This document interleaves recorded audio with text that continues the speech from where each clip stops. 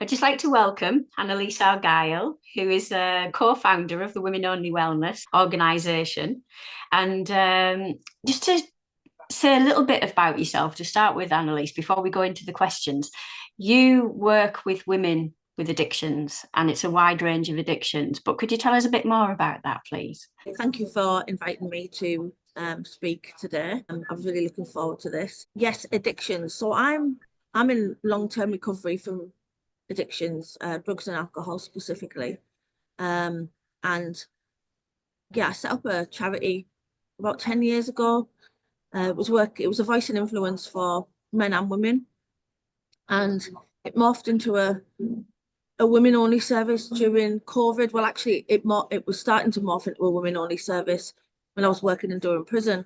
I just believe that women recover differently, and we have lots of different barriers to recovery, which need addressing, and I don't feel are addressed so much in the mainstream services due to worry of, and quite rightly, but worry of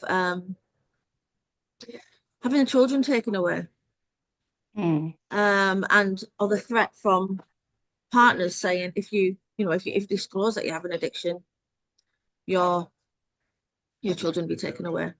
And so it's a very real for us, we get very scared and very coerced into not going to get support. And it's a stigma as well, isn't it, with society? Like, women are supposed to be main carers, feminine, looking after the children. I know it's for me in this my world that I'm in now, that's so not, it is true, but but I've done my best to try and get out there and empower myself. But society does see that, unfortunately, and there's still a lot of stigma around women using, especially women using drugs and alcohol. I'm like, get over it. A lot of women do that, they don't necessarily have to go really downhill, but people do. But society doesn't like it in general. And part of the speaking out about it reduces the stigma, or hopefully removes the stigma, and 100%. Therefore people don't feel isolated. And I've dedicated my life to doing that. Yeah. Like, if you Google me, it'll probably say homeless addict, Windsor Ward or whatever. And I knew what I was doing when I was doing that. I knew that would be on the internet, probably never to be taken off. But that's my legacy. That's so important to me. And luckily enough as well, though, my family are supportive of that. And my son is well aware. So I understand some people can't be as vocal as me for whatever reason. And that's okay, because I'll do it for you. You know what? I'll be your voice, and that's my mission in life. Maybe to the detriment of me sometimes, my life, but I don't really, it's what I've decided to do. To be honest, I don't know whether it's decided to do or something I can't stop doing. Yeah, it's just I don't want to say it's chosen you. Yeah, it's chosen you. Yeah, it's like I can't keep quiet about it. So how many years have you been clean for now then? So I don't like saying clean. Okay. But that's okay if you said that. I'm just what would you prefer to call it? I would say drug free. Drug free. Drug free. So how many years have you been drug free for? 16. And I'm having an amazing life. And I'm not saying like things don't go wrong and bad things don't happen, because of course they do. That's life. Life to me is about, how I find it anyway, is about suffering. But in between all that suffering, there's moments of joy. And it's, how would we experience joy if we didn't suffer as well? We need to know the differences. And yeah, can I just tell you I've got ADHD as well, so that's fine. I'll say something and then I'll get distracted, which I've just you done. Go off track and come back again. And then I'll go, do you know what I was talking about? But yeah, so. Well, it's also, I mean, if you look at it as well, it's understanding if you're joyous and you're feeling loving and really in a good vibration, and you identify with that, then when you're not feeling joyous, when you're in the suffering mind, it's what we do in those moments. It's how do we calibrate? How do we behave? How do we respond rather than react? And we change. We change over the years with the experiences that we have, and then we just build it into a more and more and more and more joyous place to be, to live, to have the experiences. Yeah. Yeah. Is that something that you find? I do. I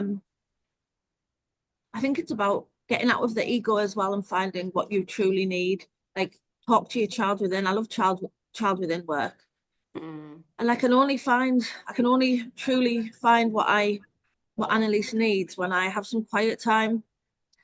So if I don't know the answer to something, and I'm running around and I'm working and I'm shopping and doing, I'm in that fight or flight mode, and I get confused and I can't think about what it is that I really need. It's all about what I want, and and and that's not good for me. That's not good for my mental, physical, everything health. I created a program, myself and this a man called Fraser, called the 10 stages, and it's about realizing your child within through these stages and letting go of so many things that we have on this list. There's nothing you couldn't that isn't on this list to let go of, it's because there's so many things. And then I might take myself up to my bedroom because that's my safe space. I have like a fish tank, which is like water. And then I have lights, which is the stars. And I have my dogs there, which is nature. And I try and breathe, breathe. And then I can ask a question, or I can just think about what it is that I really need an answer to, or where I should be. And that answer then just comes. And I know that it's right. And I know it's not the voice that I don't, that is the ego voice. I know it's the voice that's trying to support and help me and is what I need, because I feel peace around it. My whole body is just at peace. Like that's the true answer. That's where you need to be. So in addictions, you can feel very isolated. And in your personal journey, what would you say that the power of community has actually shown you in the recovery progress? So it's a huge thing that's talked about is the isolation. And the opposite of isolation is connection. Mm-hmm. So when I first found out about recovery, because I didn't even know it existed, I was in London, and I couldn't get out of the relationship I was in at the time because I was very codependent, and we were using drugs together. And I was isolated down there. It was just me and him. And I thought I would never, it was abusive, it was toxic. And I thought I would never get out of that relationships. But anyway, sometimes he would go back up to the north, and I found a drug service, and they said, "Have you ever tried Narcotics Anonymous?" And I didn't even know what that was, which is a 12-step program, NAACA. And I went to an NA meeting, and I was immediately connecting with people who understood me. And I didn't feel alone. I felt heard, felt listened to, and I felt like I belonged, because I felt all my life, which you'll hear many people in recovery say, I didn't feel part of anything. Like, you could put me in a room full of people and I would feel so alone. I just didn't know I thought, what's wrong with me? Why do I feel like this? And so when I joined the fellowships, I didn't really understand what anything meant or what they were talking about and all the 12-step process. But what I did feel is connected. And addiction likes to isolate you, because it knows that it'll say, I'm your friend. You don't need to go out there. You don't need to go to meetings. You don't need your family. You don't need your friends. Haven't I made you feel okay in the past? And it's true, yes. But temporarily fix, temporary fix. Yeah. It's not real. No, it's not. And then it can come, the ego will come back at you with guilt and remorse and all Um, sorts of feelings, shame, huge one. Yeah, yeah. and then it will take your children off you, it'll take your family off you, it'll take your friends off you, and then ultimately your life. More and more isolated. Yeah. So community and speaking up with the community is massively important. Huge. And that's Yeah. why what I do is not, I'm not a martyr. I'm not anything like this. I do this primarily for me. This keeps me well. Like I'm posting on all the groups, I'm doing stuff for women, I've got the what all of these things. This is for me. It keeps me well, it keeps me busy, it keeps me occupied. Helping people is a great antidote to um negativity, you know, Totally. and feeling sorry for yourself and being in your own way. And I get that, you know, you've got to go and feel sorry for yourself and lick your wounds for a bit if you need to, if something has happened, you know, but don't stay too long in that, you know, get yourself out there. And if you want to empower yourself, you go out there and help people, because by helping people, you're helping yourself. Everything is directly reflected in the universe, isn't it? 100%. So talking about empowerment, we met and we're talking about a One Voice for Liberty event. So that event is all about communication and empowerment. How did reclaiming your own power help you break free from addiction? You know, and how can other people find that same strength within themselves? What would you say? Just had enough of letting other people rule my life, dictate to me, have power over me, feeling like I couldn't say no, that I needed to please people all the time. I needed people to like me. And over the years, you know, people would take more and more of me. I'd get more and more isolated. There you go again. Losing my mum, ended up bringing up my son. I lost my home. Um, it was like a graduation of destruction that you couldn't see coming, because at school you don't think, oh, if the teacher says to you, what do you want to be when you grow up, Annalise? I don't say a drug addict. Oh, please, sir, I'd like to be a drug addict. I'd like everything to go wrong in my life and I'd like to destroy my life. So some people might think, well, it's a choice to take drugs. It is a choice in the beginning, but it becomes a drug of no choice after that. Like you really don't realize, or you think it's never going to happen to you, how that can happen. And other threat. Many bad experiences, and being as low as I could get, and being so destroyed emotionally, physically, and spiritually, that I was like, I'm done. I either gonna die this way, or something has to fire up inside of me, and I'm gonna have to go and get well. And it happens at different times with different people, you know, and different. I can't say what that could be or what it would be, but you'll know if it happens to you. And it's great you can get support before that happens, and that might work for you as well, you know. But I hear a lot of stories of people saying I hit rock bottom emotionally, physically, mentally, you know, spiritually. I just couldn't do it anymore. So you either go one way or another, don't you? Yeah, that breakdown is often what we need, because that mindset is taking us towards that breakdown. And ultimately, when we have a breakdown, or however way it manifests, it's the time to stand up. It's the time to go, yeah, I can make this different, because you can't keep going with the same mind that you had before. It needs to break down. It needs to. And some people say, well, 12-step fellowship, Annalise, it's like brainwashing. I'm like, well, does your brain not need washing? You know, you hear that as well. Response, yeah. Yeah, it's like, you know, we do, and then we'll balance out. But at the beginning, let's get enough goodness and enough program into you to get you away from those drugs, because we're talking life or death. It's not a joke, is it? We're talking, it's destroyed you, it's destroyed your families, and it is going to kill you. Or you're going to end up in a jail, or you're going to end up in an institution. So you found the strength from hitting rock bottom, and you stood up and you made your choice, and you made a different choice, and it's made a massive change in your life. Yeah. What would you suggest other people can do to find that empowerment within themselves? So I have there's lots of different services around, but I'll talk about mine. So I set up the grassroots organisation called Track UK, the Recovery Advocates and Consultants. So I've had to change the way I've worked, but in the past, through personal situation, but in the past I would go for walks, and nature is amazing to get to healing. You know, it's everything, to be honest, is there out there for you. Just get out and have a walk, you know, the trees, the sunshine, the flowers, the colours. It's like mindful walking. Brings clarity. Oh, just yeah.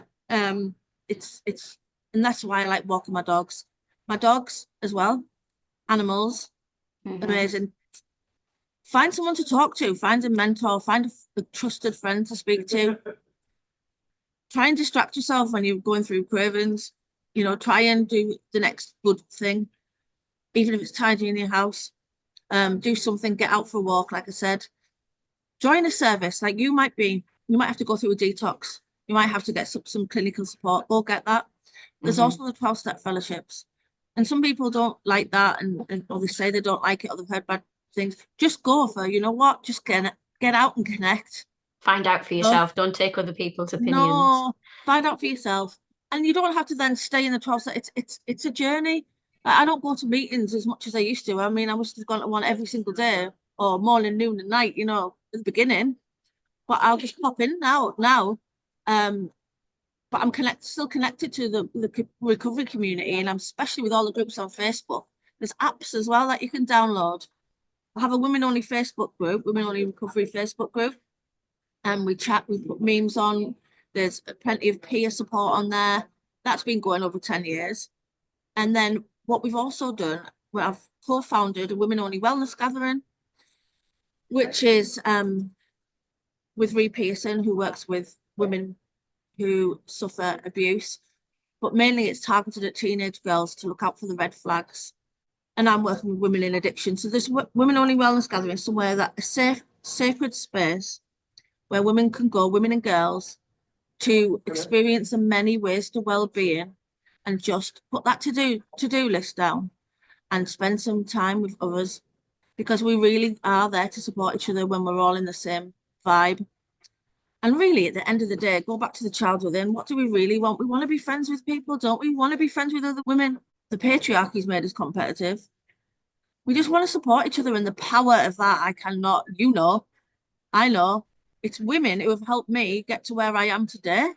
And I don't mean that in an egotistical way. I just mean I have come a long way from rooting around the floor looking for crack bits. Do you know, it's like, it's been a huge journey, and the awards is a journey, a personal journey and a professional journey too. You know, it's like getting myself up there, showing that there is stigma is not something everybody feels. Because why would they be putting me up and win? Why would I be winning Inspiring Others awards? People see that. People see how hard it is, and people can see what the cause is, why you're doing what you're doing, and have empathy, which is what we all need. Love and empathy. So in terms of what you were saying earlier, you know, you empower yourself and continue to empower yourself by inspiring others. Yes. You know, you've got through this as far as you've gone, and you're really inspiring people now to take up the same mantle and help themselves by helping others, and just keep that going. Yeah. Role model. Yeah, absolutely. A real model. Isn't and it? Sharing in a place of non-judgment, massively important, isn't it? So through your life experiences and all of this that you've gone through, you've had to challenge yourself, and you've had to deal with challenge about judgment, releasing of judgment, you know. So has your journey that you've been through helped you to see people more empathically and removing judgments with compassion and understanding, and still continue to do that for yourself? Yeah. I don't want to say that I'm glad I went through what I went through, but I'm going to say I'm glad I went through what I went through. I get that, the paradox. Totally. Isn't it? Yeah. It's like I needed to go through it to become the person I am today. I so needed that. I am now my authentic self. It is. I can't explain. It's just, I do have empathy for people. I see. It's almost like a third eye now, though. I don't want to get too woo-woo here, but I see things so much differently. I feel like I'm on a different plane. you know, and I'm learning all the time and learning every day. And especially when I'm around people who are on my wavelength, who are feeling and have experienced adverse experiences themselves. Because most of the people um I meet at the WOW gathering and stuff have been through so much. I don't know whether you think that you need to have gone through something to have these experiences. I don't know. What do you think? I'm going to throw that back at you. Well, that's interesting, yeah, because a lot of the work that I do with people encompasses exactly this. It's that you can take it to an individual level or you can take it to the entire world, is that we actually go through suffering in whatever shape or form that looks like in the conditioned mind to get beyond it. And the getting beyond it is the empowerment and the inspirational mind and the realization of who you truly are. And the journey of that is incredible. And many people get to the point where they realize that they're happy, peaceful, and appreciating what they've gone through in all of the hard times and the suffering to come out of it, to get them to the point of the empowerment. And it's cyclic.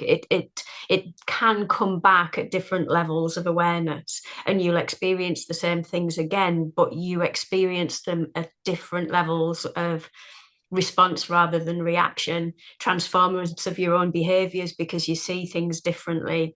And you're like, you can look back and go, oh my God, you know, like 20 years ago, I would have behaved like this and I was behaving like this, but now look at me.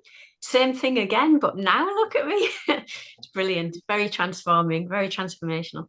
It is, but I would say as well, you know, what I struggled with is the shadow self. Mm-hmm. And now I realize, I mean, your anger and your other self, your stuff that you don't want people to see. The shadow side Shadow that tries side. to hide and not be there, but it's there and it But comes it's out there. and we It try to comes out. suppress So it. And so yeah. people kind of get shocked when I have that. And it's like, Mm, but that's me too. I'm mm, not going to suppress that. And I'm sorry if that's offended you, but you know, I feel like some people talk to me in a way that they don't expect something to like counteractive back, if that's the right mm, word. And it's like, I feel sometimes whether perceived or real, you know, that because I'm honest about what I've been through, that some people may think I'm still that person, but I'm not that person. I'm absolutely not mm, that person. I'm not an addict. Do you know? It's something I went through. I don't believe in labeling myself. I believe in being aware of how addictive behaviors can manifest, but in lots of different ways. Like it doesn't have to be drink or drugs. It can be food addiction, love addiction, romance addiction, um, gambling, exercise. Like if it's causing harm to yourself or your family, or you've got no time for other things, then it's a problem. mhm, And I'm aware of that today. mhm. So yeah, just got distracted. Sorry. It's all about healthy balance, though, isn't Yeah, it? It's all about healthy balance. And one of the yeah. things I found talking about the shadow, and you talked about anger and how it can come out, The shadow is that self. if Yeah, yeah, if you look at the vibrational layers and how we have a relationship with that shadow, we have a relationship with anger, for example. If we suppress anger, if we suppress it because we judge yeah, it and we are shamed by it, etc., it still comes out, but it comes out with such a violent force because it's got to go somewhere. It has to be channeled. But when you yeah, actually start accepting it, your relationship with anger changes. And then you actually find through that embracing of the shadow, if you like, you start expressing it less and less and less and less, and it starts dissipating yes, because you're no longer in a judgment place of yes, yourself against the shadow that you were here. You're here to actually work through, and yes. you can't do it by rejection. It has to No, be through embracing and loving of the and, self. and if it doesn't come out in behavior or actions or behavior and or through talking, it'll come out somatic. Yes. You'll start rashes, problems, health problems, and it's so real. Mm-hmm. You healing is so important, isn't it? Like it's Yeah. just something we need. We all and myself and Ree at the Wild Gathering, and I know that you yourself is the same as us. Like we want to get it out there and get as many women in this movement because we care. We want to share. care and It's about share. having a happy world, a joyous I world, know, and it's like, seeing that, isn't it? yeah. Yeah, living it, being it, and sharing it, And and it when really I'm with works. people who are on my vibe, I have such the nicest, happiest life. And because I know that they get me and I know that I can say and be my authentic self. Mm, But when I'm with people who are kind of not on that journey, it can be really, really difficult. It becomes very negative, and I feel like I feel like I'm suppressed again, and I'm getting judged, and fighting that is not a way forward. I think the way forward is letting it go. mm. But Releasing the fear of let them judgment, mm, releasing the fear of it, release them. because people will say what they say. It doesn't Yeah, make it real, you no, know. and there's nothing Yeah. I can do about that. And if I do start fighting against it, it's going to only make me feel upset and mentally unwell. Mm. I mean, doing it and saying it is two different things, but it's a journey, isn't it? It's what I've learned is it's focus of attention. It's Like what, exactly what your focus of attention. So if you focus on the things that our people can be judging and behavioral patterns and anything that comes out, it takes you down. Whereas yeah, actually if you focus on your higher self and your higher power and the love and the joy, it lifts you and things dissipate and change that way. yeah. Yeah. And you So, attract same, yeah, yeah. Vibrational reflections in the yeah, universe. Yeah. yeah, So you mentioned earlier, about one of the practices that you do is you'll sit in the room, you'll put the lights on, and you'll connect with the higher power in you, and you'll get clear answers from connecting with the elements, and however you do that. But also self-care and well-being are crucial, with the healing journey. That looking after the physical body is an important part of maintaining a long-term recovery. yes. So, what practices have been most transformative for you in staying grounded, staying resilient, and maintaining that perspective for you of the higher mind, the inner So, you? um, I'll talk about what I do right now because it's changed and it keeps changing. But over the last couple of years, I've been doing sea dipping, and there's Really? a group of people that I was doing that with, and it was like Tuesday morning at 5:30. Mm, They would light a campfire. We'll go and dip. Music, full blast, amazing music. Breath work, connection, and some people would go to work after that. And it's just being out in the elements again. mm, But then, um, since splitting with my partner, I now have kind of not as much time to do these things. I'm working full time now. I'm not making excuses. I've just changed the way I look after myself.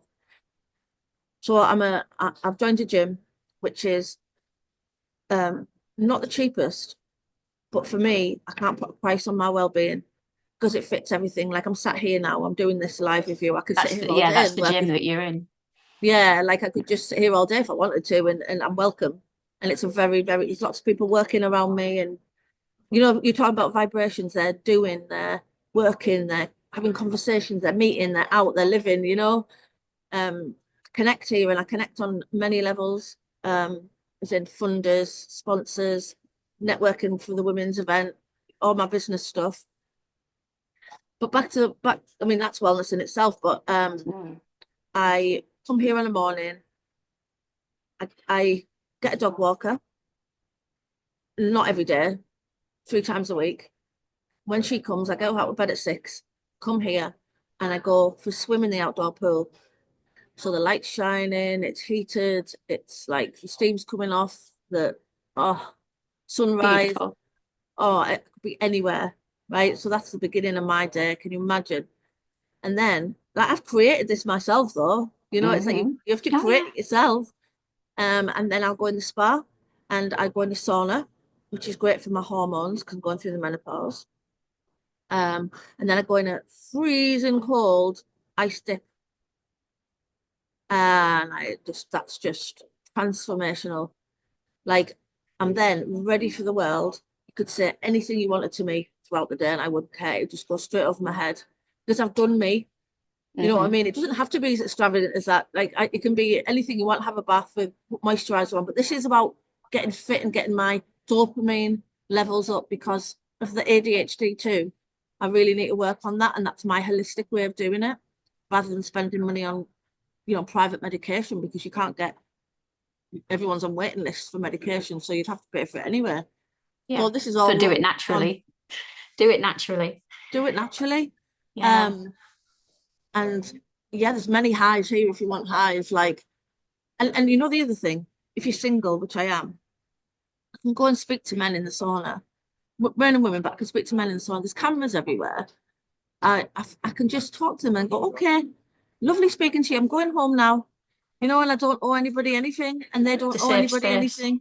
Safe space. And that is just amazing. Yeah. So this is what I do for my well-being, among other things, but this is my main thing right now.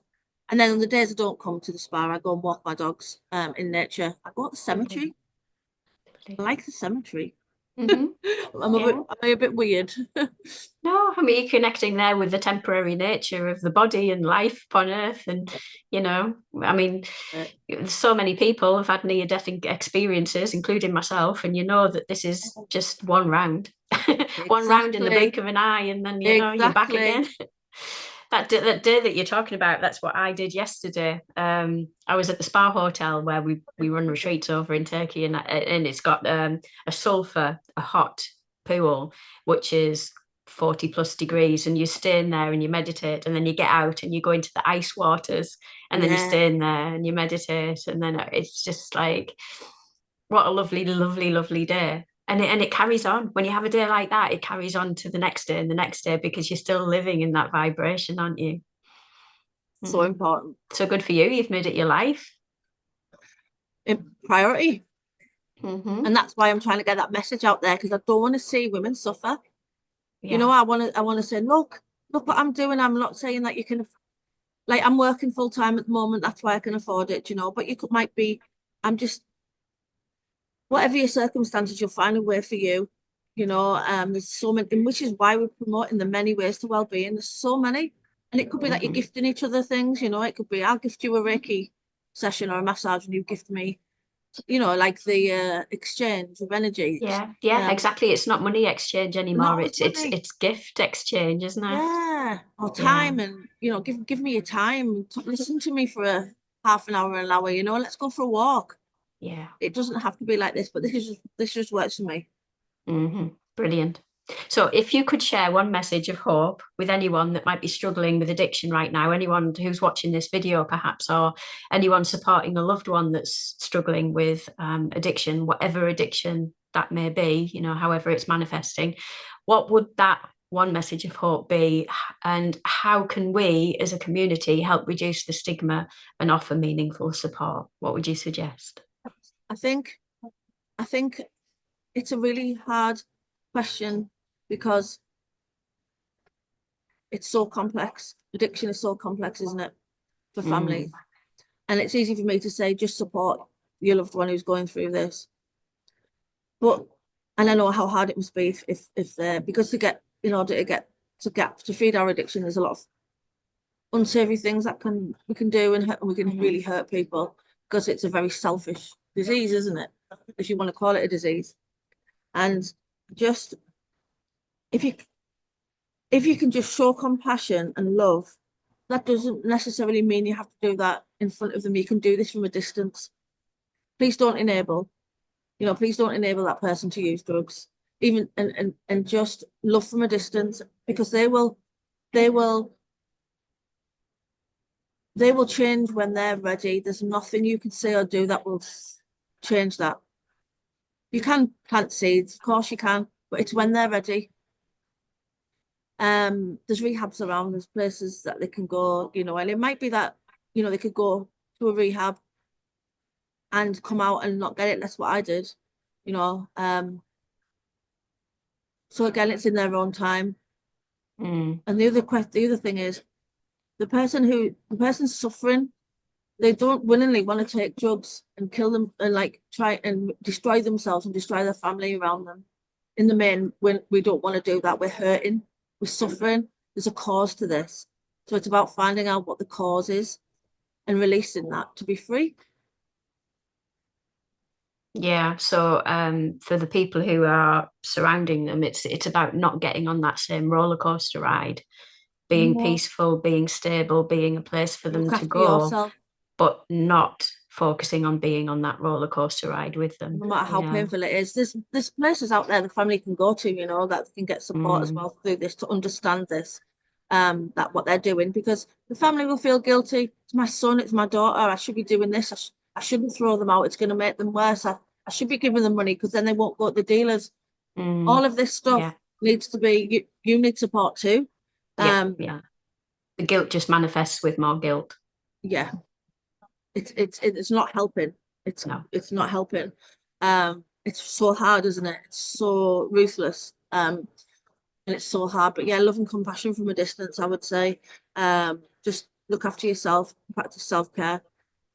Uh, yeah, and there's lots of services around that will support you. The actual person who's using the drugs and the drink. Commission services like clinical, rehabilitation and recovery in the community, grassroots and commission services. Um, so just either DM me, you can DM me if you want to, and I can support you that way. That's not a problem at all. I normally do what I'm doing now is one-to-ones. So there's instead of working in groups, because I work in sexual violence now. I'm a crisis worker during the day. So that takes up a lot of my time. And I do quite a few evening, like during the night, working during the night Mhm. too. Um, so I have to be mindful of keeping my cup full, The balance. balance, because otherwise, and I didn't have balance and I didn't. I thought I could save the world, like we all do. Then I realized, oh, I don't think that's going to happen just by me alone. And I like, isn't it? Why do we all go through that? But That is often a reflection on ourselves, isn't it? It's like when we need saving, when we need something, we perceive that the world needs saving, and so we go out there and we effectively try and save the world. But in doing so, we get all the help and support and inspiration that we need to lift yes, ourselves up as well. and the women who come to me now are like really ready. I speak to them and I work with them for a while, and I get to hear whether they're going to meet me halfway. And they're all doing amazing. I'm so proud of the women that I've been honoured to be part of their journey. I'm not saying they was completely with me, they were with other people too. Everyone's a part of that journey. But yeah, if you look Mm. on Track UK website, there's empowered women section, and the women that I've supported, there's a couple of the women I've supported on there. But I think the WOW gathering is a way for women to come and not be so, it's not, I've got an addiction or a drug problem, can you help me? It's, they can maybe talk to me informally and find out lots of other ways by coming through the WOW. It's not as direct. Um, you just got to come to the WOW. I know you're coming this year, aren't you? Definitely, Yeah, definitely. Yeah. Yeah. And I think for me, the one message of hope that I would say I can yeah. see is the likes of yourself standing up and empowering yourself and inspiring so many people that, it's always, and I hear this a lot, if I can do it, anyone can do it. How can we be what we cannot see? Yeah. Yeah. So being there and showing that it can be done, it is possible. It's not only possible, but if you might put your mindset to it, it is certainly, certainly achievable. And go for it, isn't it? Go for it. You're very good. So anyway, Annalise, I would Yes, like to say thank you very much. It's thank been you. absolutely lovely connecting with you today.